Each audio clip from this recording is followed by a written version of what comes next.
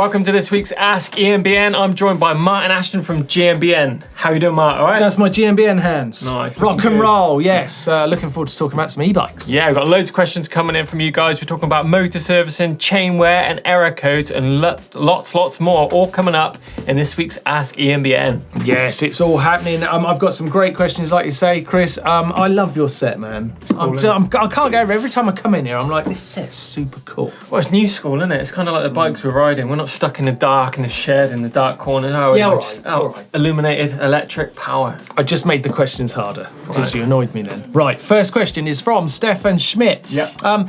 Is there a motor service kit for the Yamaha PWE bike motor? I've not found it on the web, but maybe it's not available for ordinary customers. So he's looking for some way of servicing his Yamaha PWE bike motor. Yeah. So how'd you go about that, Chris? What's something you would do? Obviously, if it was in warranty, I'd take it back to where I brought it from, or like a Yamaha authorized dealer to get it carried out under warranty. But if you're outside of warranty, I'd get on the big web.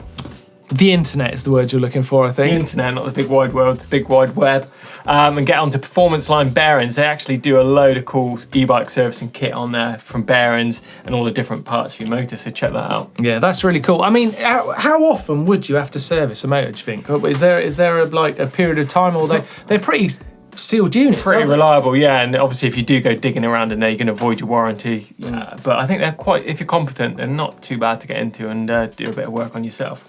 Right, okay. Right, next up we've got a question from Grim Reaper. Would an e-motor give off any type of smell if there's something wrong with it?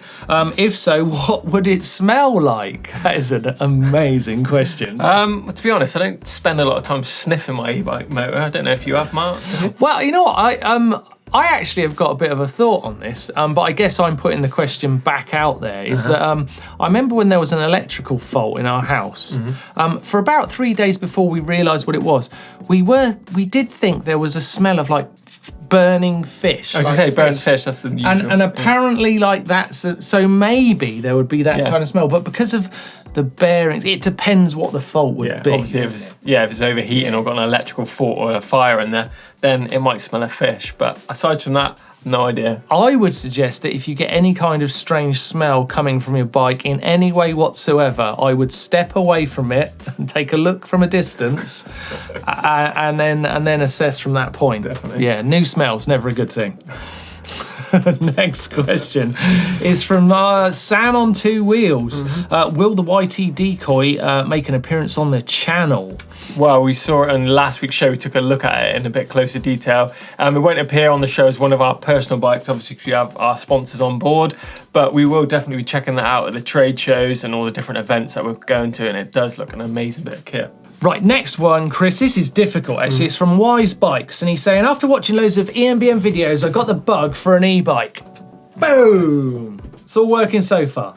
Sold up my bikes and laid down a deposit on a Moustache Race 6. Unfortunately, that deal fell through, right? So now Wise Bikes is in the market for his e-bike. So his question is, which one does he go for? That's a big question, Chris. What do you do? He's going for a Moustache 6, so that's kind of like a bit of an all-round enduro bike, 160mm travel.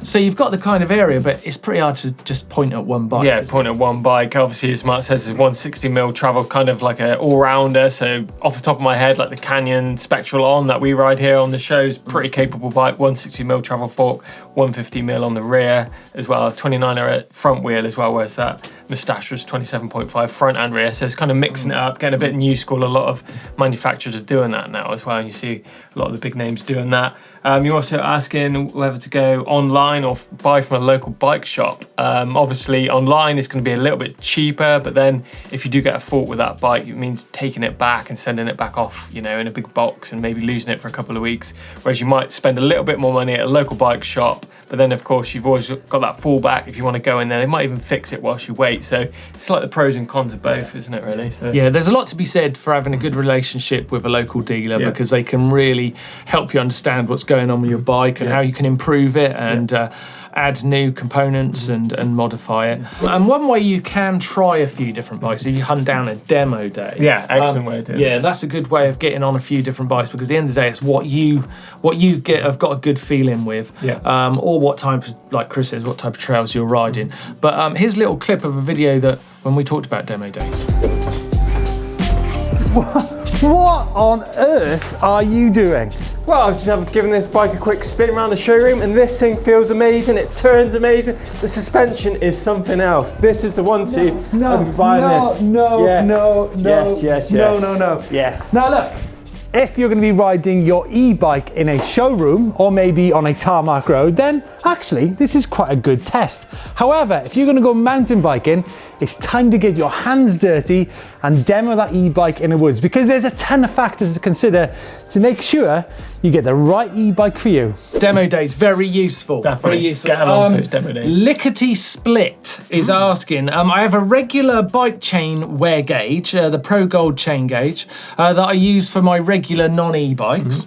I checked the chain on my Scott E-Genius the other day with only about 350 kilometers done. It gave a reading of 7 out of 10 worn out.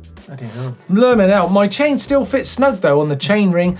Is there a link measurement I can use to avoid confusion? So I think Lickety Split is saying, it says worn out, doesn't look worn out. How does he know if it's worn out? Well, obviously on your e-bike, the motor's going to be kicking in and putting a lot more stress and through that chain. So it's going to stretch a lot more than a regular chain would anyway. It makes me wonder if you're running an e-bike specific chain on there, because they're a lot stronger. The plates are a lot stronger. The whole thing is designed to cope with that stress. So if you are running a normal chain on it, you might experience a bit more chain wear. But Dottie, our GMBN tech man's done a real good look at chains and sprockets and all wear. Check that one out now.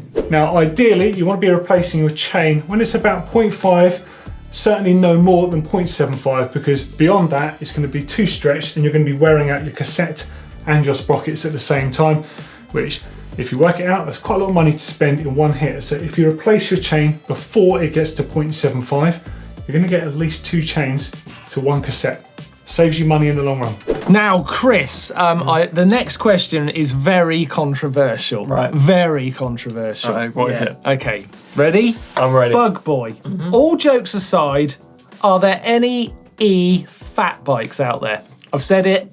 I've said the words. E-fat bike. Yeah. I live in Vermont, USA, and fat bikes are very popular. Only way to ride in the winter months, really. So actually a place where you can justify it. Unlike city centre in Bath, I have seen that. I've seen a guy going down the steps on one. But basically, are there any good ones out there? And if so, what are they? Well, I quite like fat bikes. I love fat bikes. I'm just kidding. It's just they're one of those bikes that are a bit contentious. People tend to either love or be repelled by them. Yeah, definitely. But I think they look great. They do look cool, don't they?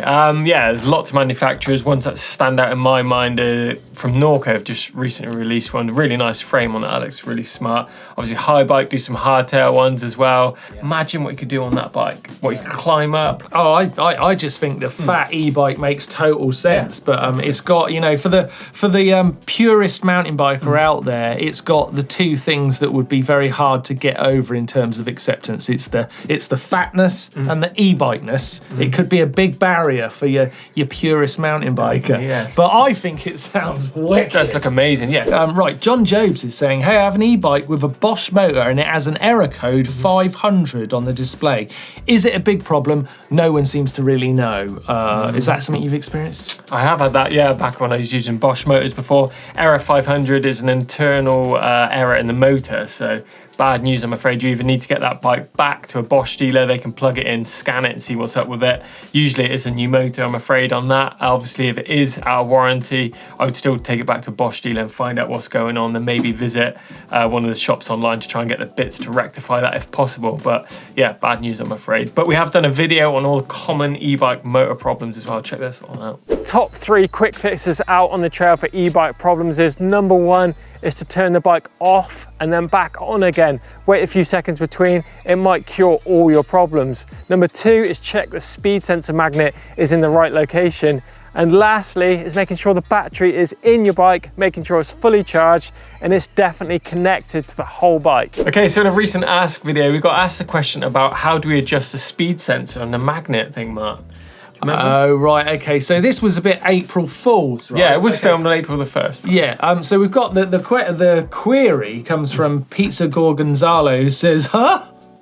No way that moving the magnet will affect the speed in any way. Are you joking? It's just counting the number of times it detects the magnet. It is not, capitals, measuring the distance travelled by the magnet.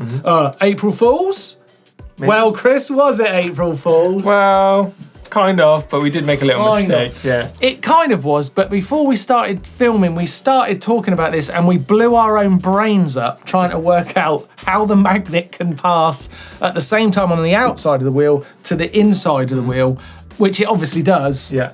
But we didn't know in the space-time continuum how it did it.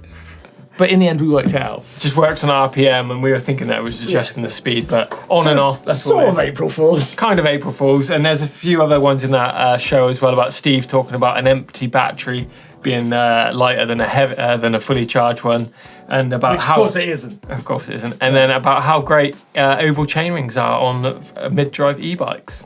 Now wait, that got me right, that one, because an oval chainring is different on a normal mountain bike, so why isn't it different on an e-bike? Because it's a front freewheel, so it has no relation to where the crank is on an e-bike. Oh, of course, yes. Duh, got me. April Fools. Good, I liked how you threw them in, that's really great. Right, SD6 says, was hoping for more detail regarding transportation when I read the title. Shimano recommends a cover when carrying on a rear rack to reduce water ingress in the motor. Do you guys have any comments? What video is he referring to, Chris? I think it was in last week's Ask as well about transporting your e-bike, but it's a good question actually.